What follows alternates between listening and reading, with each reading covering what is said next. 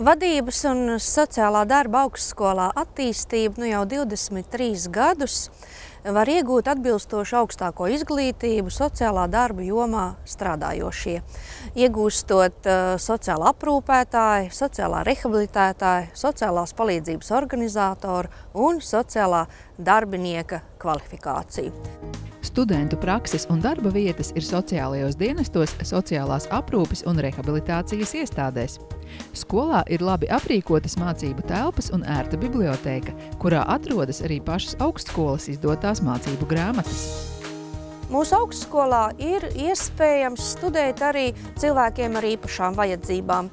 Eiropas projekta ietvaros mums ir pielāgotas īpašas auditorijas cilvēkiem ratiņkrēslos, cilvēkiem ar redzes traucējumiem, īpašs dators braila rakstā, kā arī īpašas apziņošanas iekārtas cilvēkiem ar dzirdes traucējumiem, kā arī speciāla uzbrauktuve invalīdiem ratiņkrēslos.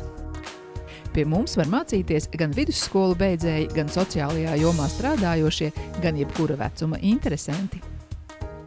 Sociālā darbinieka profesija ir visbrīnišķīgākā profesija pasaulē, jo kas gan cits, ja ne mēs, sociālie darbinieki, varam palīdzēt cilvēkiem viņu dzīves smagākajos brīžos, tad, kad neviena cita blakus vairs nav.